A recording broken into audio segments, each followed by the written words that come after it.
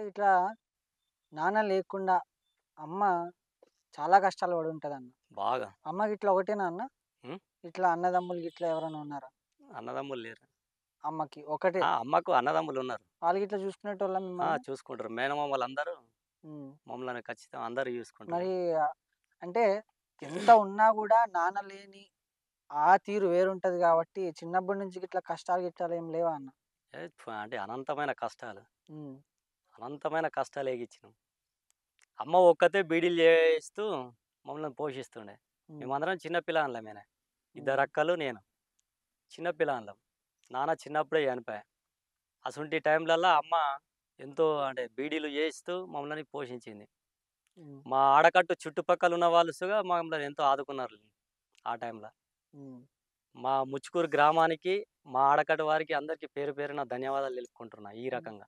అంటే ఈ రోజుల్లో గిట్లా సహాయం జేసి బంధువుల కంటే ముఖ్యంగా బంధువుల గురించి మాట్లాడుకుంటే ఆళ్ళు గూడా సహాయం జేస్తారని నాకిప్పుడే తెలిసింది. బంధువులు మా అమ్మక్కడి బంధువులు అందరూ కంప్లీట్‌గా మాకందరూ హెల్ప్ చేసిర్రు. హ్మ్. అందులో మా మేనమామలైతే మేనత్తలు, మేనమామలు హ్మ్. అందరూ మమ్మల్ని చాలా బాగా చూసుకున్నారు. హ్మ్. ఇక వాళ్ళే మాకు అమ్మ తర్వాత తల్లిదండ్రుల్లాగా. హ్మ్.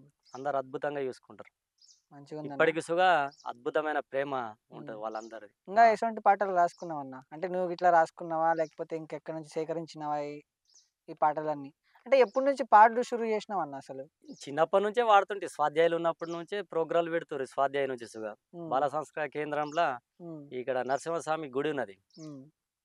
మనది భీమ్గల్ దగ్గర లింబాద్రి గుట్ట అని. హ్మ్. అక్కడ ప్రోగ్రామ్‌లు చేస్తుర్రు. అందరిని పిలుస్తుర్రన్నట్టు. బాల సంస్కార కేంద్రం ఏందంటే చుట్టుపక్కల పల్లికొండ, బాసంపల్లి, పిప్రి, భీమ్గల్, ముచ్కూరు, నర్సింగ్పల్లి, న్యావనంది అన్ని ఊర్లను పిలిచి హ్మ్. మాకు అంటే పాటల పోటీ పెడుతుర్రు. హ్మ్. పద్యాల పోటీ, పాటల పోటీ. వ్యాస రచన లెక్క పెట్టేసి హ్మ్. ఓళ్ళు గెలిచినా గానీ వాళ్ళకు ఒక అరటిపండు హ్మ్. లేకుంటే సేబు. హ్మ్. ఆ ఊరోళ్ళు ఎవరైనా గెలని. హ్మ్. అందులో మనం ఫస్ట్ కొట్టుకొత్తుంటాం. ఏమో అరటి ప్రైజ్‌ని పండిత్తుర్రి. ప్రైజ్‌నయితే పట్టుకొత్తుంటాయి. హ్మ్. కంపల్సరీ ఆళ్ళు లేదన్నాడు గాని. హ్మ్. జీవభవన్‌లో ఉన్న పద్యాలు గాని, శ్లోకాలు గాని హ్మ్. ఆహ్, పద్యాలు గిట్లా వాడతావు. అవును. వాళ్ళు ఏదో ఒక పద్యం అందుకో అన్న వాళ్ళు మంచి పద్యం. పద్యాలు, పాటలు అడుగుతుర్రు. హ్మ్. వెంటనే వాడేత్తుంటిమి అన్నట్టు. హ్మ్. ఏదన్నా దాని మీద ఏదున్నా గాని వాడుతుంటిమి. ఇది మా ఆడియన్స్ కోసం మంచి పద్యం అన్న. అంటే బ్రహ్మ బ్రహ్మంగారి పాట అంటే పద్యాలున్నయి. హ్మ్. వేమన పద్యాలు, హ్మ్. ఎన్నో శ్లోకాలున్నయి. అంటే ప్రెజెంట్ బ్రహ్మం గారు చెప్పినవన్నీ జరుగుతున్నాయన్న. అవును. అందరూ కరోనా, గిరోనా గావచ్చు గిట్లాంటివన్నీ అన్నీ ఆయన చెప్పినవే కాబట్టి బ్రహ్మం గారిది పద్యం అందుకో. హ్మ్. హ్మ్. బ్రహ్మంగారు అతను జీవ సమాధి గాకున్న ముందే ఒక కాళికాంబ సప్తశతి అనే బుక్ రాసిండు. హ్మ్. దాంట్లో ఈ పద్యం ఉంది. నేనిప్పుడు చెప్పే పద్యం. హ్మ్. అప్పుడే చెప్పిండు ఏమనని చెప్పేసి ఉత్తమోత్తముల్ ఉచ్ఛ్వాస నిశ్వాస పంక్తులరసి తాను బ్రహ్మమగుట ముసుగులోన శివుడు పొసగి ఉన్నాడయ్య కాళికాంబ హంస కాళికాంబ. వీర బ్రహ్మేంద్ర స్వామికి ఒకసారి గట్టిగా చప్పట్లు కొట్టుకుందాం. ఎందుకంటే ఆయన అప్పుడే చెప్పిండు. ఈ హ్మ్. ప్రపంచంలో ఉత్తమమైన ఏమైనా ఉన్నాయి అనంటే మన ఉచ్ఛ్వాస, నిశ్వాస అని చెప్పిండు. ఉచ్ఛ్వాస, నిశ్వాస అంటే బయటకొచ్చే శ్వాస, లోపటికి శ్వాస. గమనించుకుంటా కూసుంటే ఆ ఈశ్వరుడు, ఆ శివుడే మన లోపటున్నాడని అప్పుడే చెప్పిండు. హ్మ్. ఆయన చెప్పినట్టు అంటే చదువుతున్నాము, వింటున్నాం. కానీ ఆచరణ మాత్రం లేదు. ప్రతి ఒక్కళ్ళు ఏందంటే ఆచరించడం లేదు. ఆచరించాలి. ఏదైనా తెలుసుకోవడం గాదు.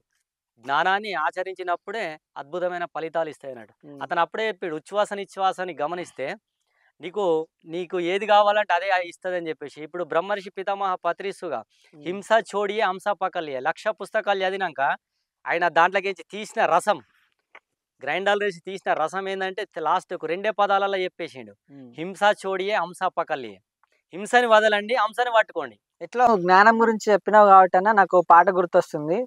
జ్ఞానికే ఎరుక సుజ్ఞానుల మరుగు అజ్ఞానికి ఏమెరుక వారు ఉండే స్థలము సద్గురుడుండే మరుగు అజ్ఞానికి ఏమెరుక వారు ఉండే స్థలము సద్గురుడుండే మరుగు నానాకారు చూలన్నీ నల్కాకు ఎరుక నానాకారు చూలన్నీ నల్కాకు ఎరుక ఇట్లా కడవాలంబడి తిరిగే తెడ్డుకే మెరుక జ్ఞానికే ఎరుక సుజ్ఞానుల మరుగు అజ్ఞానికి ఏ మెరుక వారు ఉండే స్థలము సద్గురుడుండే మరుగు వనము సింగారంబు కోయిలకు ఎరుక వనము సింగారంబు కోయిలకు ఎరుక ఇట్లా కంపాలంబడి తిరిగే కాకికే మెరుక జ్ఞానికే ఎరుక సుజ్ఞానుల మరుగు అజ్ఞానికి ఏ మెరుక మరు ఉండే స్థలము సద్గురుడుండే మరుగు వనము సింగారంబు. సూపర్. థ్యాంక్ యూ అన్న. గ్రేట్. ఇట్లా అద్భుతం. మీరు వాడేది వింటుంటే నాకు ఇట్లా పాటలు వస్తాయన్న. ఓకే. ఇప్పుడు మనం ఏందంటే అజ్ఞానం నుండి జ్ఞానపరంగా ఎదగాల. ఆత్మజ్ఞానం ఉన్న వ్యక్తికి అన్ని అర్థమవుతాయి, అన్ని అవగాహన. ఇప్పుడు మీరు వాడిన పాటల ఆత్మజ్ఞానం అయి ఉన్నోళ్ళకి అది అర్థమవుతుంది, అజ్ఞానంగా ఉన్న వాళ్ళకి అర్థం కాదు ఈ పాట. నిజమే అన్న. సద్గురువు ఉండే స్థలము తెలాలంటే ఆత్మజ్ఞానికి అర్థమవుతుంది, అజ్ఞానికి తెలియదు.